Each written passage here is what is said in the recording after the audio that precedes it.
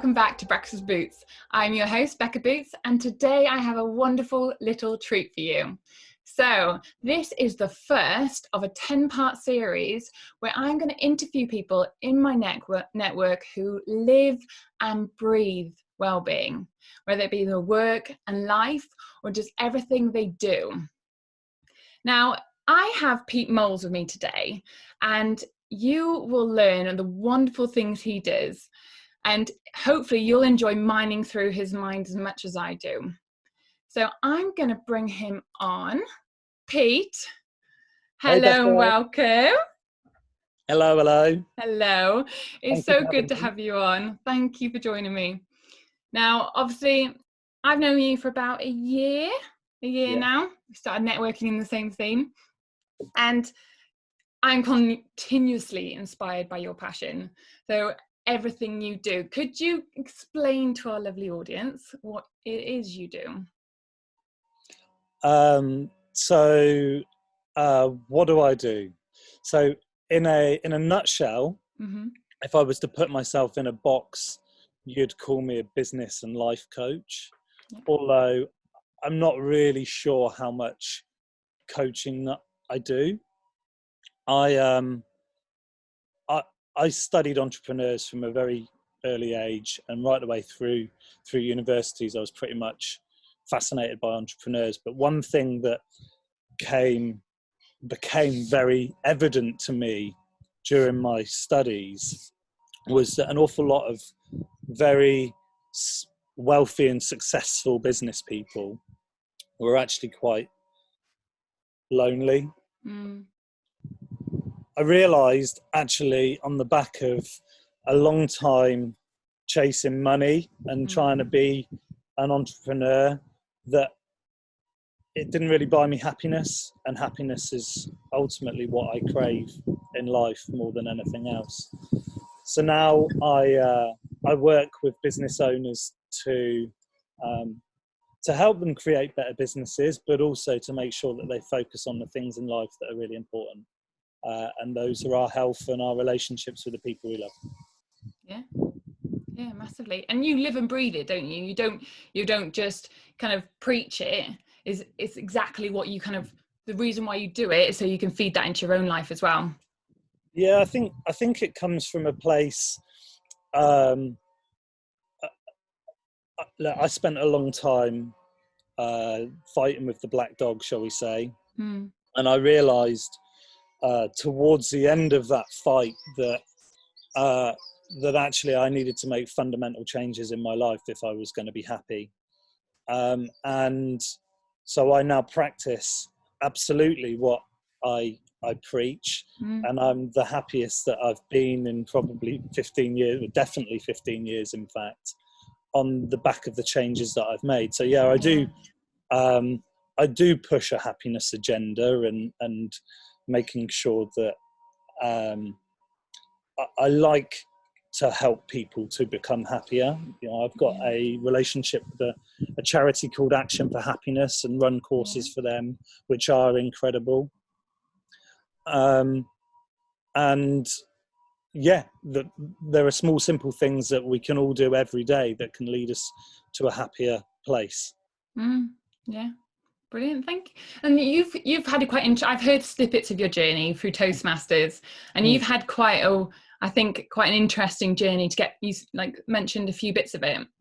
And something I know is, because obviously we know each other through Toastmasters, and when you came to Toastmasters, every time you came, you seemed to bring someone else with you, and you're really, really very good at just attracting people. And I think one of the reasons, I've said to you before, one of the reasons that I think people are so drawn to you is because you've experienced the highs and lows, and you talk about the black dog. And for listeners who don't know the black dog is known as the kind of description for depression. And I'll have to put a link to the video in my bio, because it is a really beautiful video, isn't it, Pete? And I think you've had such a wonderful journey, and you've had such highs and lows. It's kind of made you quite a rounded person, isn't it? And I think it's made you so genuine, people can sense it. So can you give us a little bit more about your journey, that kind of what kind of brought you to where you are, and what you kind of you've juggled with?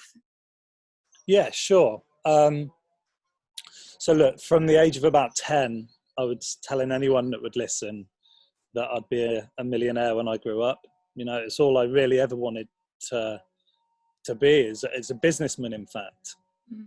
And I had two heroes in my life, if you like, my uncle and my dad. My dad was a very hard-working director for a business, and my uncle was, and still is, an entrepreneur working for himself. And I kind of took bits from both of them and decided that that was my path. That was what I was going to do. So from all of the normal stuff that you'd expect a kind of entrepreneurial kid to be doing, you know, the lemonade stand and all of those things, I kind of went on a business studies journey through school, battling dyslexia the whole way, and ended up doing a business studies degree down in Southampton, and culminated in writing my dissertation on the characteristics of entrepreneurs, which scored the second highest in my year, so about 5,000 students. And you know, I'm dyslexic, right? And I was never particularly good at school. Don't have the best attention for detail and things like that. But it's just a subject that I've always been absolutely passionate about. And after uni, I went traveling around the world and came up with, at the time, 2004, social media was just starting to take a hold. We'd been using a platform called Face Party. Facebook wasn't around, but there was a platform called Face Party, and MySpace was in fact 2004. It was before MySpace. There was no TripAdvisor, no nothing. My major passion for life is travel, and I combined my passion for traveling with social media and created an online guidebook called Travel Blag, which, all intents and purposes, was TripAdvisor for backpackers. And for anyone who's started a business, it was my baby. You know, it was I lived it and breathed it. And you talk about being able to bring people with me. I had 10 people working for me in New Zealand, many of which came from the UK to help me get that business off the ground. And I've always just been pretty good at, you know, I guess, understanding entrepreneurs and reading books from a young age on entrepreneurship and understanding those sorts of things. It's clear to me, and it has always been clear to me, that the most successful people are those that can surround themselves with people that are better than they are. And that's just what I always try to do. A long, painful story short, I made some mistakes as a 24-year-old and lost some money and my website, and came home with my tail between my legs, and it was genuinely like losing a child, and it sent me on a road that it's taken me a long time to recover from, actually. And so I would say over the next kind of 10 to 13 years, as it is, there have been some massive highs. You know, there's my wedding day, the birth of my child Max.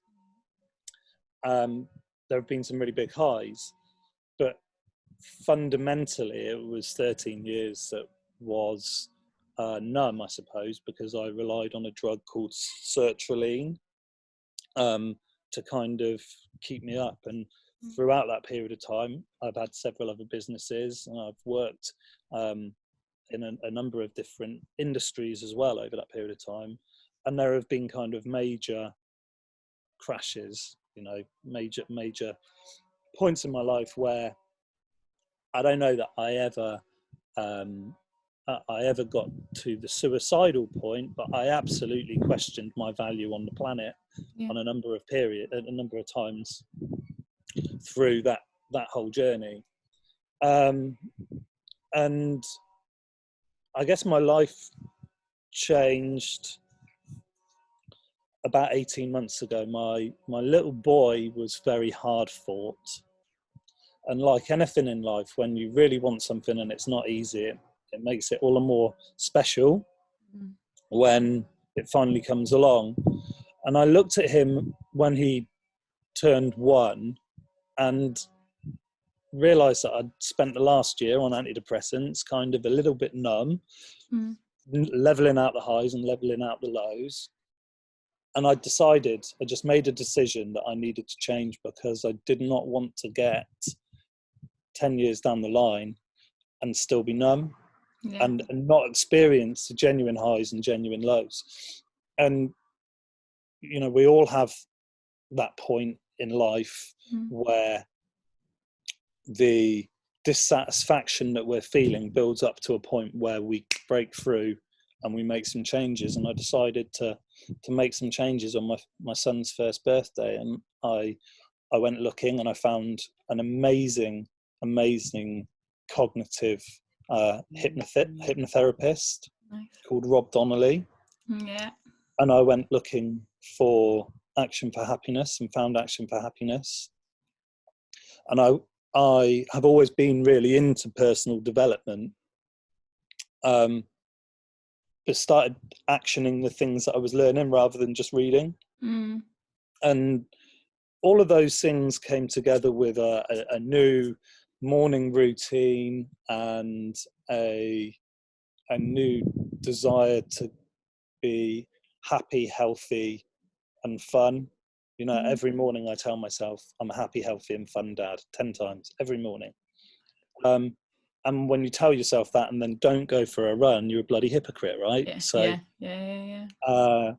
I started exercising and started just taking all of these different things in, and went cold turkey on my tablets, and it was tough for a little while. Yeah. But I got through it. And what I've learned is that actually happiness comes from within, and actually happiness comes from helping others. And I share my story openly because it's made me who I am. You know. Yeah. And I'm proud of who I am, and I'm proud of where I am in my life. Should be. And I'm looking forward to the next chapter. Oh, you give me goosey bumps. Oh, bless you. You do. Thank you so much for sharing that. Do you know, you should be so proud. And I think it's Brendan Burchard that says he had this change where he was really down the dumps. He couldn't pay for anything. His life was at the rock bottom, and he had a moment where his wife couldn't get into bed because he had bills covering the sheet, and he felt like a complete letdown. And he said it's not until you have got no other choice that you get that moment, like Max gave to you when he was 1, gave that moment where you have this just extreme need to change, that will just change your life. And sounds like that happened for you a lot with Max. Yeah, sure did. Shame it took me a year of his life to realize it, but I'm glad it only took me a year and not 8 years. Yeah, massively. And on the back of that, really, you know, I wanted to be a dad so badly for a long time. And I guess coming back to my story, my dad was a really successful businessman in his own right, but spent an awful long time away from home. And I always knew that I wanted to be around. You know, I guess I got that from my own experiences. I wanted to be something else for my son, and that's really where Outside Ideas sprang from, because I was working for another business coaching firm, and when you're working for someone else, you're not in control of your own destiny. And I think that when I finally freed myself of the tablets, I allowed my entrepreneur to come back. when I allowed my entrepreneur to come back and the thoughts to start flowing, and me to truly become cognizant of what I was doing and where I was going in my life, it made me realize how important these next eight or 10 years are for my relationship with my son. And you know, there is a priceless window where your kids look at you as if you are a super person, Superman. And I genuinely, for the time that he looks at me as Superman, I want to be there for him as Superman. And having my own business allows me to do that. Yeah. And then you live and breathe it then, don't you? Because you can show your clients an example that you do it, you don't just preach it. Yeah, sure. It really works. Absolutely. So you've had quite an experience. So you've had quite a shift then, to, like, going from being that you're still the thread throughout. You've been an entrepreneur forever since day dot, by the sounds of it. But your kind of mindset around that, and your from what I'm hearing, your what's important to you has shifted a lot. Yeah, most certainly. You've hit the nail on the head. I was telling people, as I said, from the age of about 10 that I was going to be a millionaire when I grew up. And then it was when I grew up, I'm going to be a millionaire by the time I'm 25. And genuinely, it could have happened with a different wind and a different support and some different choices. I would be in a different place. You know, you can only play the hand that you're dealt. And I fully acknowledge that I made some mistakes back there, but what I've realized throughout is that money does not make you happy. Plain and simple. Money gives you choices, and those choices can help you be happy, but chasing money as the purpose is not the answer. The sole reason is not it's not money. Absolutely. I like that. Okay, so what, from a business point of view then, and just of your mindset and around that, what do you, because of there's been a massive shift, what do you wish you knew in the beginning that you know now? I wish I was around for my 24-year-old self. Because I had loads of mentors when I was starting Travel Blag. You know, I got to the top of the tourism industry in New Zealand, went straight to the top. I was working with the guy who started a company called Kiwi Experience and then Stray Travel. So if anyone's backpacked around New Zealand, they will know those companies for sure. He was my number one mentor, who I saw every other week. And then I had another mentor who owned the biggest backpacking hostel franchise in New Zealand. So I had two of the best mentors that anyone could have for starting a business in tourism in 2004. These guys introduced me to loads of people. And whilst mentors are vital and really, really, really important, what they did for me is just give me loads more ideas. And when you're someone who's got loads of ideas and then gets loads of other ideas, that, you know, there's the butterfly syndrome, the shiny object syndrome. And I guess part of my dyslexia and ability to necessarily focus and concentrate, especially back then, led me to making some big mistakes.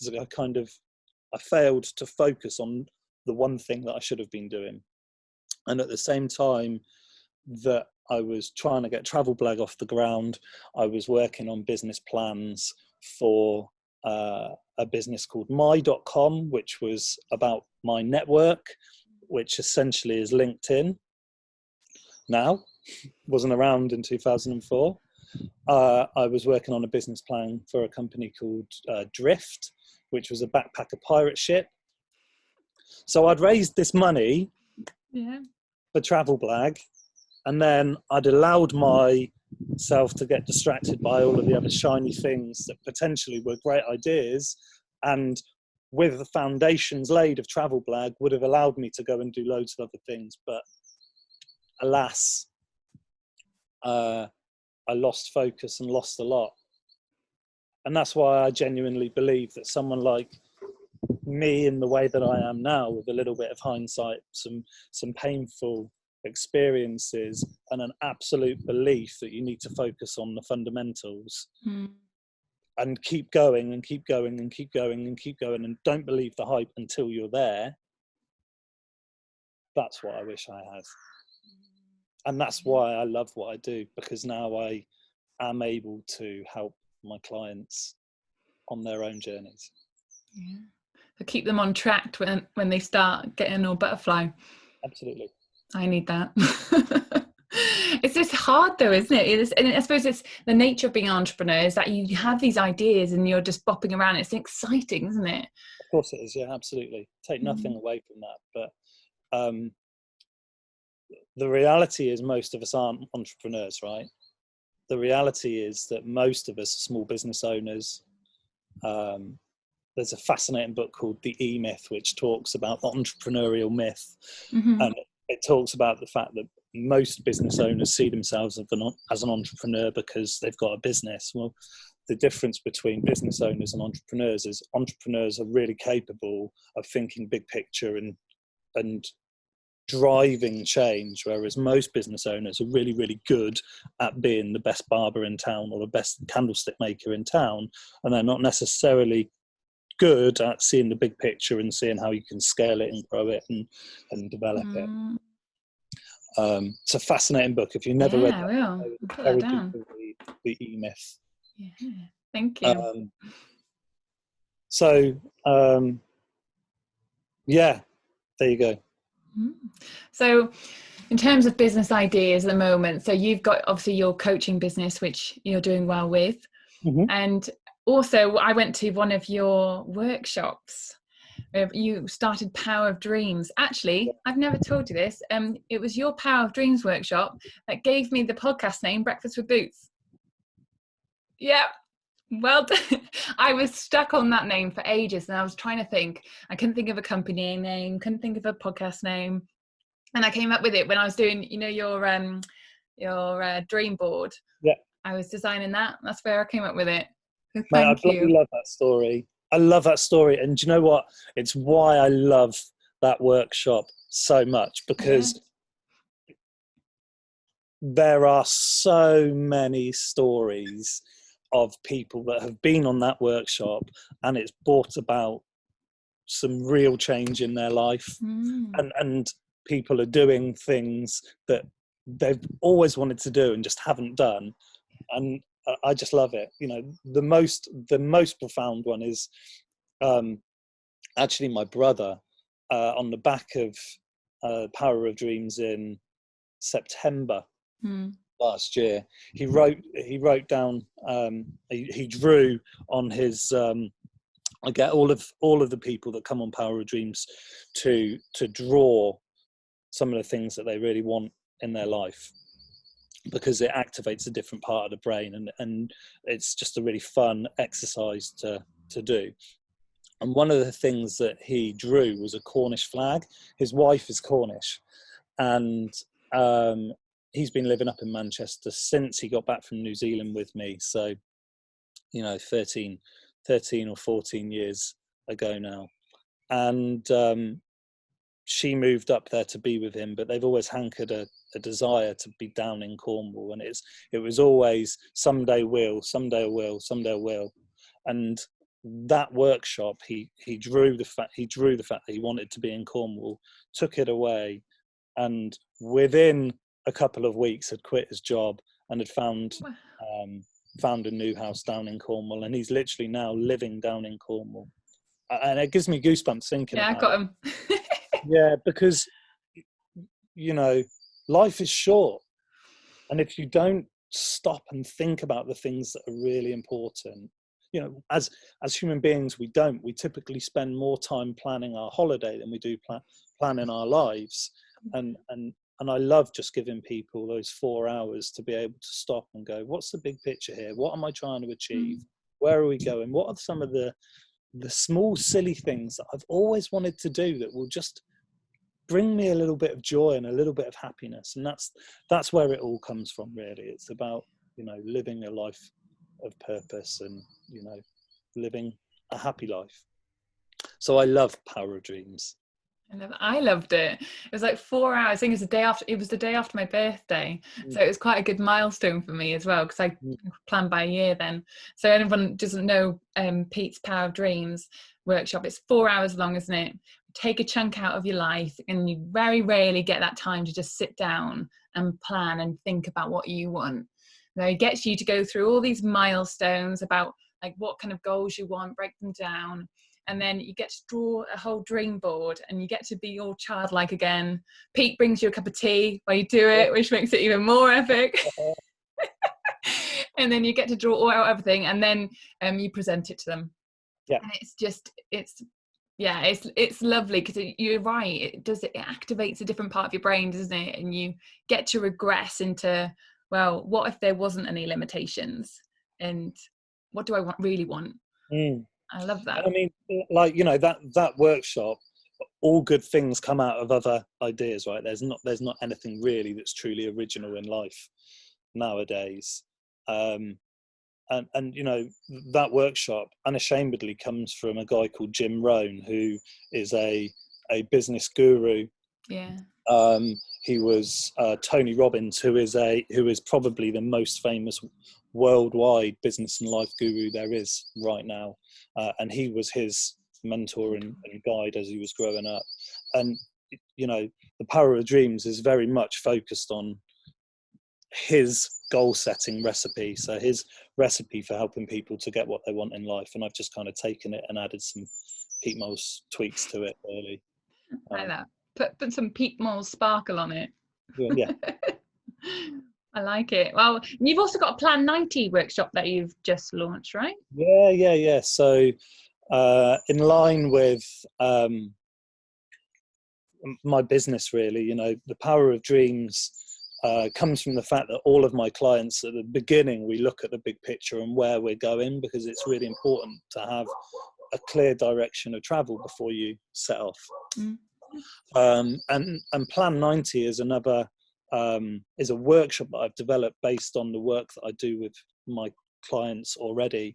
And essentially it's taking a very well known and very well used concept for planning, which is to break the year down into quarterly chunks. You know, corporates do it all over the world, but as small business owners, typically one of our major flaws is our ability to plan. Most people don't spend any time planning. So I wanted to create, again, a warm and friendly and comfortable environment where people could come together and just spend some time going, where do I want to be 90 days from now? What are the actions that I need to take to get to where I want to be? And, you know, at the moment, there's never been a more important time to actually stop and think strategically, what with, you know, the way the world is in April 2020 and coronavirus central.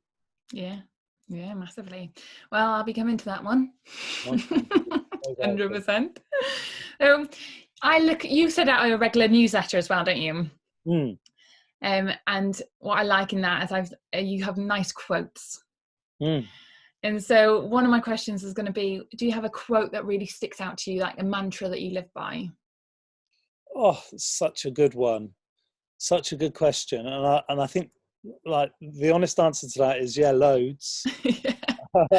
Get them tattooed all over your body.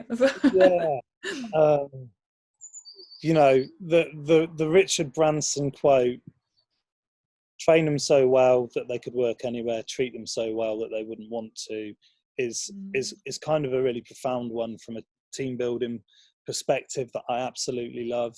But in terms of my own personal mantra, I tell myself that I'm a happy, healthy and fun dad 10 times a day. And you know, that's what it is, you know.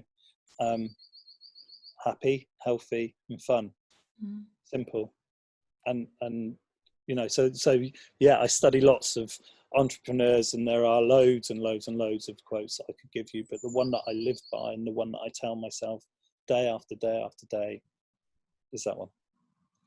I like that. And that taps into so I do a lot of reading about like the power of the mind and the power of Mm. language on the mind, and that quite taps into how when you say things to yourself like positive affirmations and things like that, how that taps into your subconscious and how that kind of then feeds out through your behavior. So you've got a double whammy with that. Yeah, yeah, most certainly. And unashamedly, that's where it comes from, right? Mm. Think and Grow Rich by Napoleon Hill. You know, Yeah, yeah, he is the original master, and wrote the book that all modern self-help books are, or personal development, not self-help, personal development yeah. books are based on. And he talks about the power of affirmation. So, you know, it just makes complete sense to me that what you tell yourself manifests. It affects your behavior, as you say, and your behavior will then affect your actions, and your actions will determine the result. Yeah, I like that. Okay, so you've already, actually, I was thinking about this kind of question, and you've already probably answered it for me. But there's all in my life, in which I've noticed quite a lot of people, like with my clients, and also with people that I work with in mental health as well. There's always a moment where they can pick out that kind of changed their life beyond recognition. Mm-hmm. And I know a moment which just switched me, and then I was like, right, no more. And that was kind of my stopping point, where I kind of then went into the world of personal development. And so I know that moment with Max might be it, but was that your monumental moment in life that just changed everything? Without question. Mm. I remember it so clearly. You know, it was his birthday, and we were, myself, my wife Sarah, were celebrating on our own with Max early in the morning, and something in me just clicked that day. I felt something change, and you know, I guess, look, the reality is it had probably been bubbling for a while, and my dissatisfaction had been growing with the fact that I should be the happiest that I've ever been, because it took us 3 years to make him. And yeah, so it just all became clear. And I suppose the fact that it was his birthday was the defining thing, really. Didn't want to see another 8 birthdays or 10 birthdays go by and still be taking those tablets. Yeah. Oh, I'm sure he'd be very proud to know that he kind of was your trigger. It's really good. Okay. So I'm going to switch to talking about a bit more things. So obviously, you know, my podcast, you know, it's all about well-being and mental health and emotional health, and about how taking your well-being back into your own hands to kind of improve your life day to day. Yeah. So my kind of question to you is, well-being is thrown around constantly. I hear it everywhere, and I throw it around myself constantly, and it's good and bad in some ways, but I think a lot of people don't truly understand what well-being is. So my question was, what well-being meant to you? It's a really good question, Becca. And I think it's amazing that well-being has seen such a rise. I don't want to say in popularity, because that is absolutely not what I mean, but in terms of people's perceptions of mental health and people's ability to talk about mental health, I think it's amazing, because we would not be having this conversation 3 years ago. We just wouldn't. You know, there was so much stigma around mental health, and it feels like there's been a kind of a shift over the last couple of years, with some high profile cases probably coming out and talking about it, that's made it more socially acceptable to talk about. Look, well-being for me, to quote another overly used word, is probably holistic. You know, it's a holistic approach. So I don't genuinely believe that you can have a healthy body without having a healthy mind, and vice versa. I think it's all interlinked. So I think it's about feeding yourself with the right stuff, whether that be knowledge or food or liquid or whatever it is. I think, you know, we are, you know, what you put in will determine what you get out at the end of the day. So yeah, I think it's a holistic approach to well-being that's most important for me. And that means that I'll run, it means that I'll do affirmations, it means that I'll be kind to people, it means that I'll be supportive, and I'll try and eat less sweets. That's hard to do in lockdown. So hard. I'm just gonna have some now. I've given up booze since New Year's Eve, New Year's Day, and I'm finding myself eating a few more sweets. Yeah. But then, that's the thing. You've got to have moderation, I think, isn't it? And that's a holistic point of view. You can't strip everything out of your life until it's so miserable that it kind of defeats the object. Sure. You know, I like that, and I think it always blows my mind if you look at the literature a while back, where they always used to separate your physical health and mental health. They used to see it as two different things, and now it just seems like common sense that they would be interlinked. You know? Sure. And I'm trying to cut down on my snacks a little bit as well, because I know as soon as, like, the more chocolate I eat, the more like dairy I eat, and the more emotional I get in line with all the dairy. It's very random. So sure. Yeah. Well done with your alcohol though. I think that's one of the big things about lockdown life, isn't it? There was a thing that I always struggle with is when I break a habit, sometimes it takes me a while to get back on the wagon, so to speak.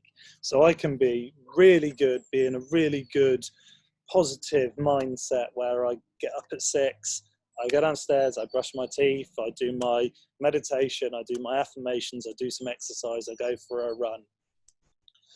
Typically what happens is holiday will come and my routine gets broken and my habits go to pot. And I think that's what happened probably for a lot of people during the early stages of lockdown.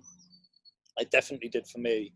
I just found myself eating the wrong things, and because I didn't exercise as much. And then I got probably 2 weeks into lockdown and realized that I was on a kind of downward spiral, if that makes sense. And one of the things in life that I'm truly grateful for is my depression, because when you have suffered for a long period of time, and when you kind of come to know yourself and learn about yourself, you can spot the triggers. And 2 weeks into lockdown, I could physically feel myself and see myself not doing the things that I know I need to do, not eating the things that I know I need to eat, and not, just going on a downward spiral.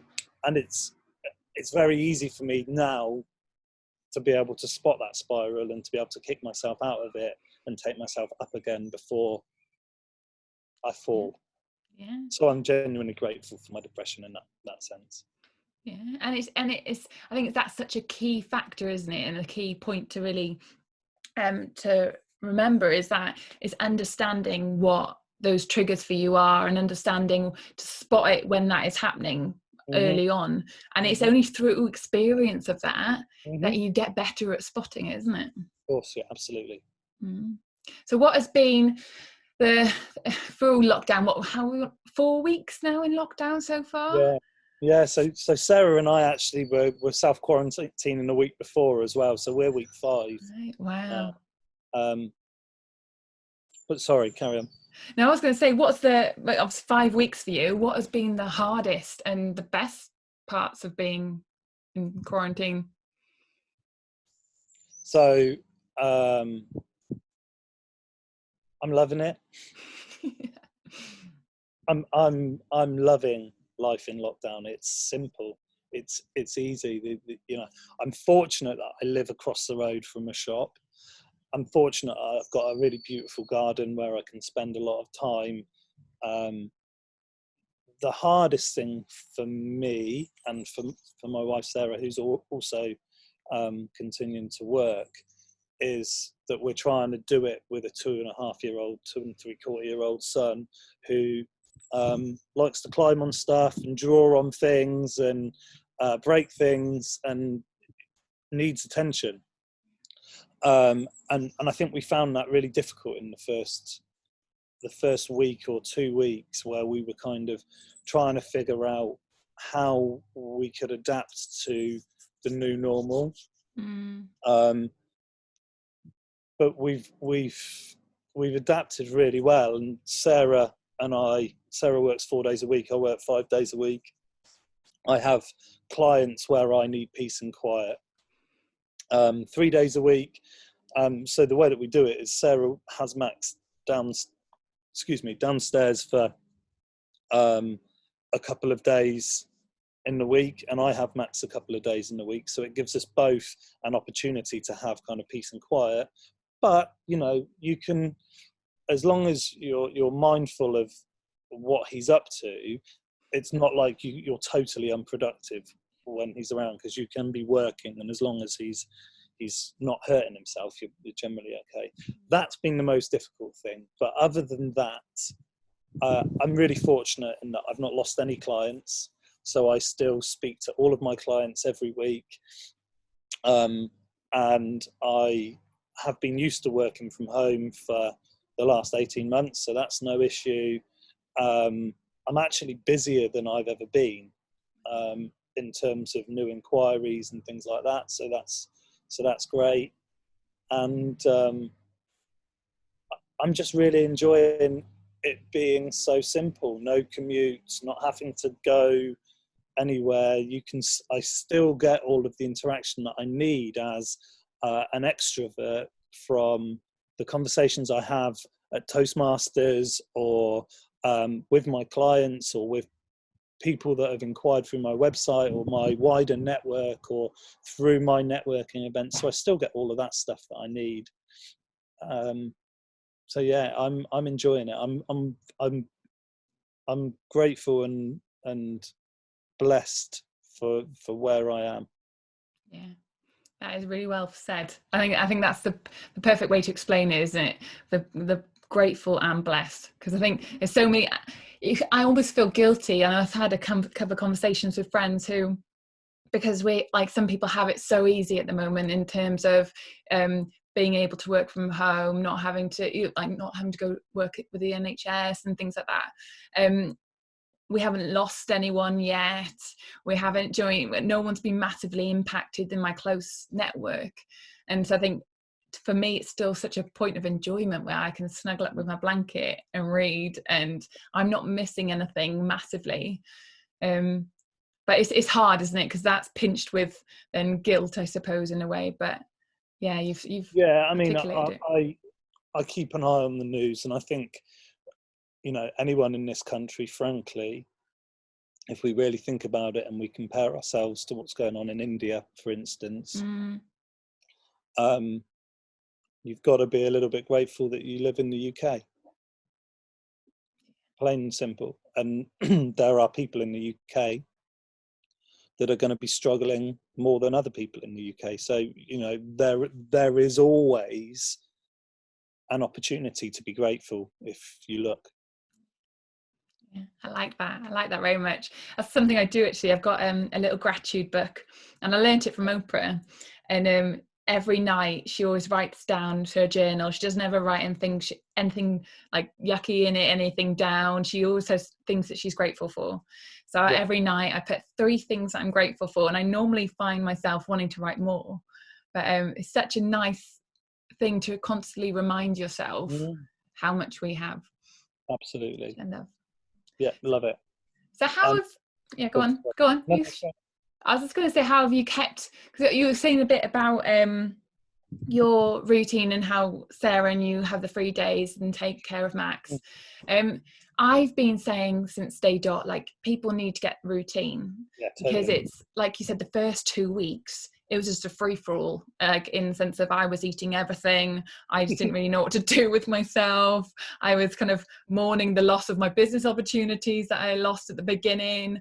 It was all just random, and so I kind of put a routine in, so that my thought was, when I go back to real life, it's going to be such a shock for me. I'm going to get anxiety from suddenly being around crowds of people.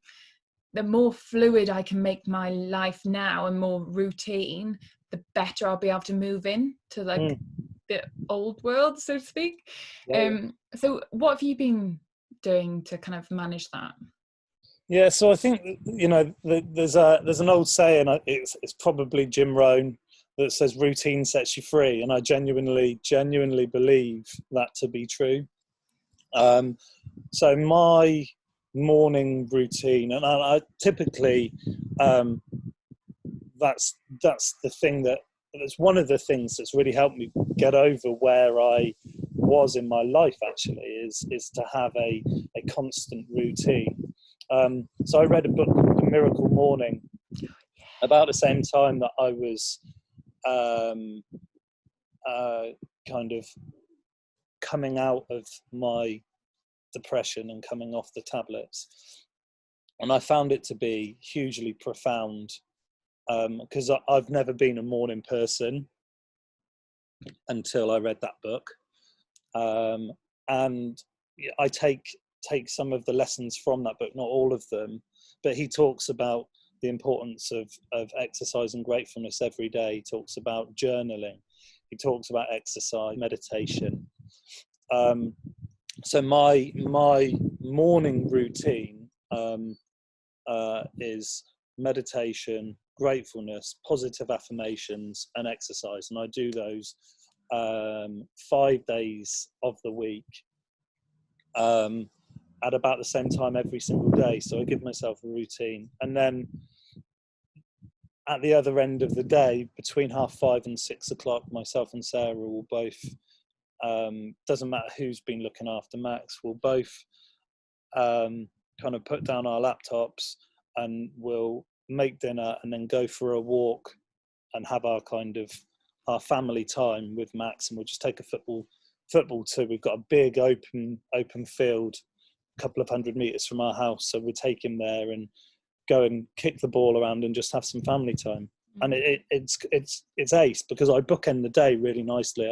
I get out on my own in the morning, I focus on me, and then at the end of the day, after my work is done, Sarah and I have time together with Max to just kind of be a family and do some nice stuff. And I think that routine has really helped me in the level of contentedness I feel with what's happening now with the world. Yeah, no, I agree. I think that sounds like, I've spoken to a couple of people who've said that book's amazing. Yeah, it's a good book. I'm going to have a look at that, because it is the morning that makes, the more I can get done in the morning, like feed it with a nice routine of nice breakfast, morning yoga, things like that. You just start your day better, don't you? Yeah, I mean, you know, if you look, you don't have to look too far or too hard to understand that the most successful people in life rise early and get shit done when motivation is at the highest. And that's really what it boils down to. You know, are you going to find time to read in the middle of the day? At the end of the day, most successful people find time to do the important stuff right at the start of the day. So it's a good book, and I'd highly recommend it. Yeah. Someone who is who I think of very highly introduced it to me, lady called Lisa Chaffee, and she said it's her game changer book, and I'd absolutely agree, actually, that when I needed it, it was the game changer book for me too. Very simple, it's very simply written, but good book. I will get that. Thank you. I'll put a little link to that as well in the podcast for people. Thank you, Pete. On that note, I'm a bit of a book addict, as you probably know, and I've got a whack load of books behind me. What we're stuck in God knows how long we're going to be in lockdown now. If you could have one book, you read lots of books. I see book reviews sometimes on your newsletters. What book would you keep with you?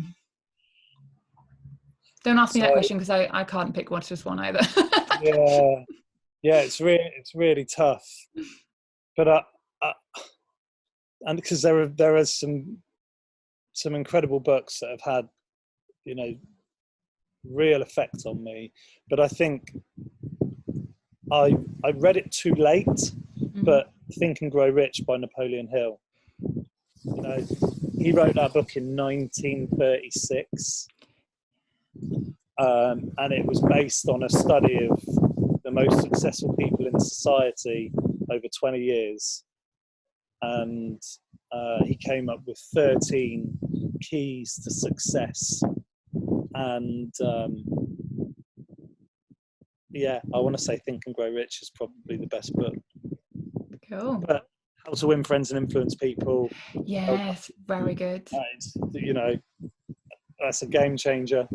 You know, when I was studying entrepreneurs for my dissertation, that was the book that came up most, I would say, of, you know, books that have had a profound impact on successful people. That's a good book too. So one of those two, probably. Yeah, I like it. I think I've got both of those as well. I've never read Napoleon's book, but I've got it. So I'm going to go and dig it out. Put that next on your list. It's an incredible book. Well, oh God, I think I've got about 7 books that I've started, and I'm halfway through, and I'm like you in the sense of like, I get a butterfly and I get inspired by something else, and then I start another book and I'm like, just finish the one you're reading. Yeah. My old boss used to call it his pile of guilt. So true. Yeah. My pile is growing. Yeah. There's only so much time in the day, right? But when it's a really good book, it will draw you in and you'll finish it. Yeah. That's the thing. I think that I keep trying to ask myself, because I love reading. That's probably one of my favorite things to do. And I keep asking myself, in a month or whenever we're out of this lockdown, what will I regret not doing more? Great question. Yeah, because I think that will help me to kind of focus my time now. And I think at the moment how I feel would be, I haven't read more. Because how often do you get to stop like this and catch up with all the stuff that you've wanted to do for ages? I think at the moment that's my answer. Great one. What would you do? You know that friend that you've not spoken to in ages? Yeah. What I'd encourage you to do is have more of those thoughts and then write them little cards and tell them how much you love them. Oh, I love that. This is why you're one of my favourite people. You just make me feel good. Thanks, mate.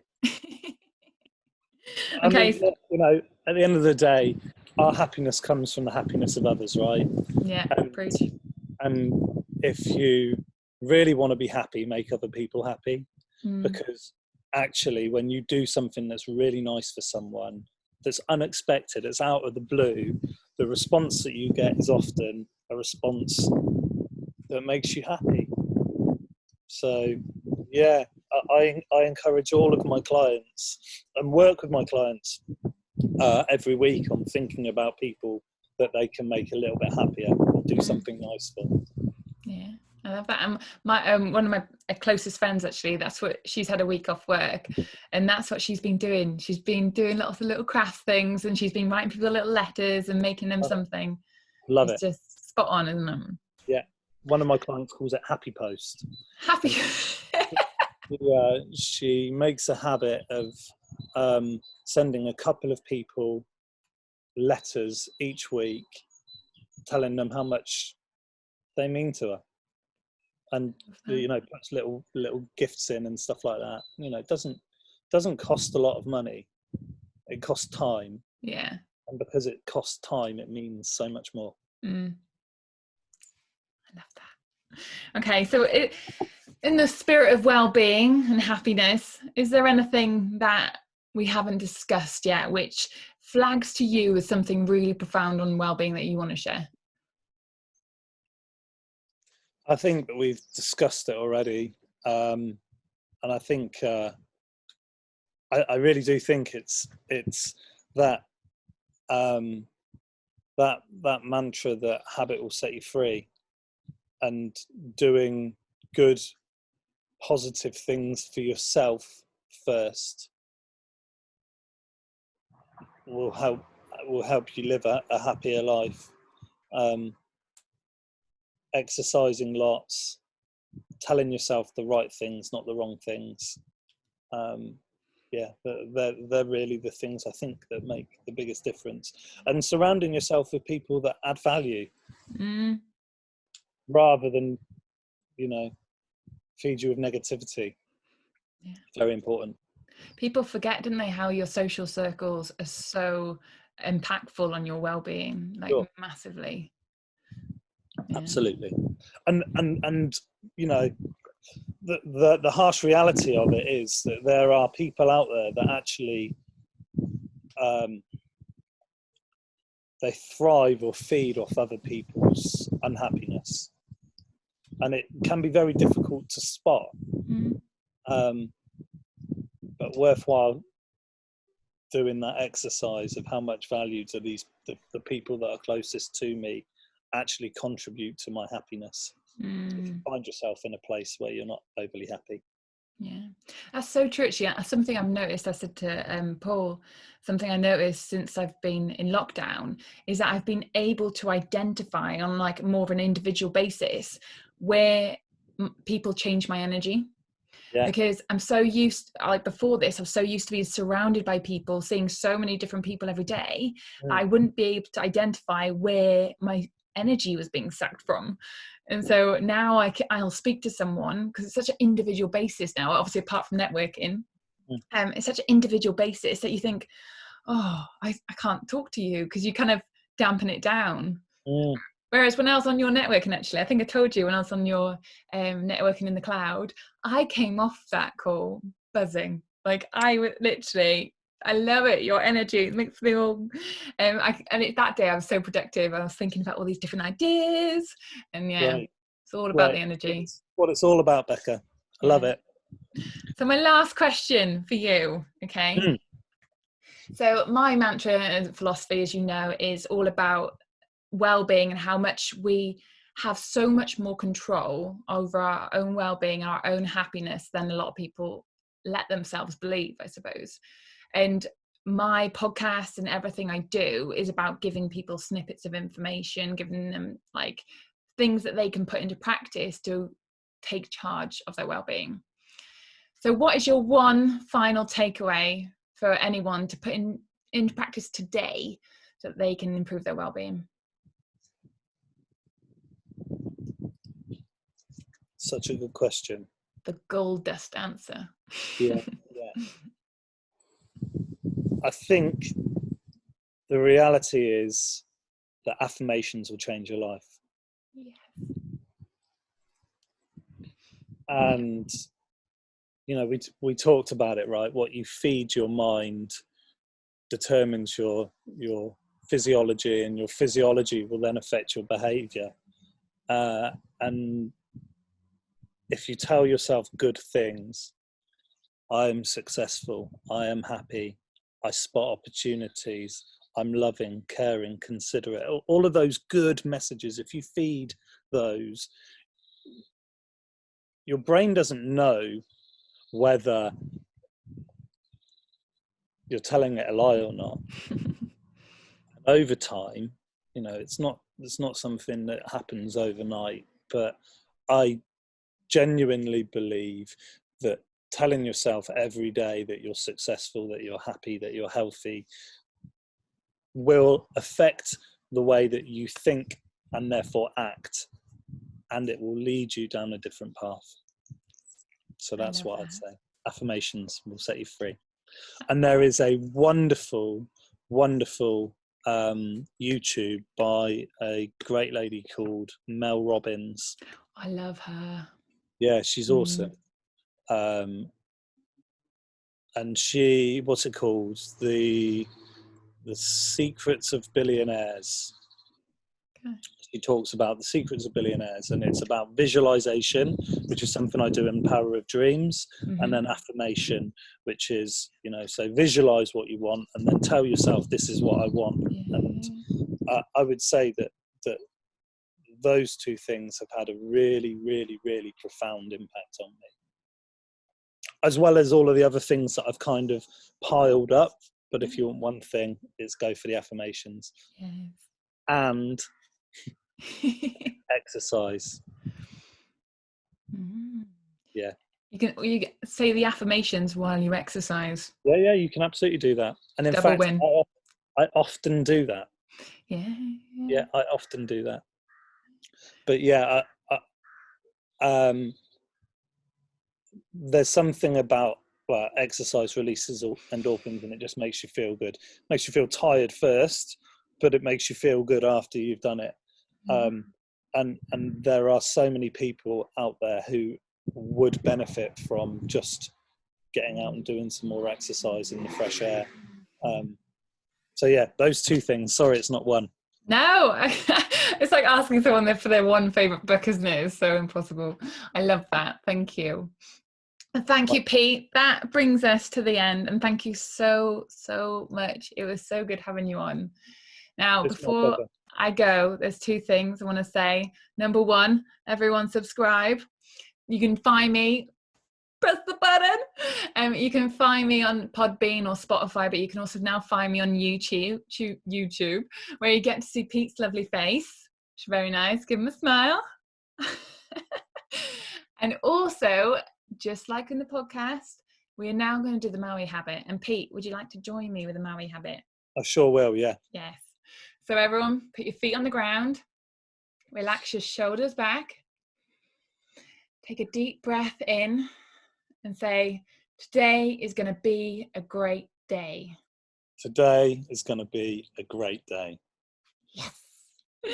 Do it. Brilliant. Thank you so much. Have a wonderful day, Pete. Have a wonderful day, everybody. And I look forward to seeing you next time. Thanks, darling. Take care. Bye.